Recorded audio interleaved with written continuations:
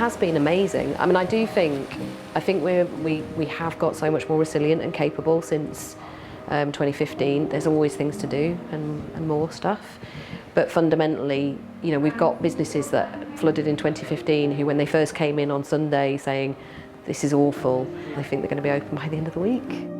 It's our job to lobby government to make sure that people do really understand that this is a place of high risk for flooding. People are building their resilience and they are bouncing back in lots of ways, but fundamentally we need to do something about protecting the valley. Yeah, support the community. Storm Ciara's arrival lived up to the forecasters' warnings. In Yorkshire, the rising waters left residents in a desperate race to protect their homes. In between the bands of severe weather, the vast volume of water spilled out wherever it could. The flood sirens indicate a region ready for flooding, but that doesn't mean living through it gets easier. We are still learning about the impacts to our infrastructure, our roads and bridges. In the immediate situation, it's about life and limb. There's always learning, but I do think that we have unfortunately learned from bitter experience about some things we need to get right. And the staff response has been exemplary. Our partners in the police, fire, environment agency have been exemplary. Our residents have been amazing. Our businesses have been resilient. We know that some of the businesses here that have been resilient and kept here are now affected again. So what my priority is to get government to come forward fast with grants to these businesses to get them back on their feet as soon as possible. And that needs to happen very fast. So you've just had the visit just actually doing an assessment of the impact? Yeah. They very kindly yanked me.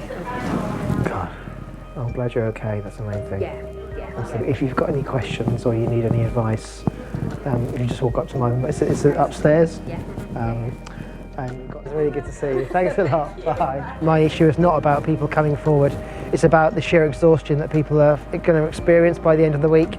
And so we'll be working to plan to make sure we get support in to support those people take a break. Hiya, nice to see you again. It's Robin Tudham from the Chief Executive Council. Yeah, all right, nice to see you. Just how's it going? Just want to thank you for all the work you've done. It's just so fantastic. We can't do it without you, actually. The relationship with the Environment Agency is fundamental. They work with us on a day-to-day basis, so they're fundamental to us and everything that we do. We cannot do this alone. People obviously really want to help, people are really concerned, it's their town, they love this place, and the staff as well wanting to do stuff. Fundamentally we need to do something about protecting the valley going forward, and that's about infrastructure, but it's also about all the stuff around natural flood management. We've had an amazing response to that, but I know there's much more that we can do. We've got amazing voluntary organisations and volunteers doing sort of stuff like that, but it's about how do we extend that beyond what they're doing, or give them more resources to enable them to extend that. It might be flood grants, but it's about grants to help them build resilience in their homes.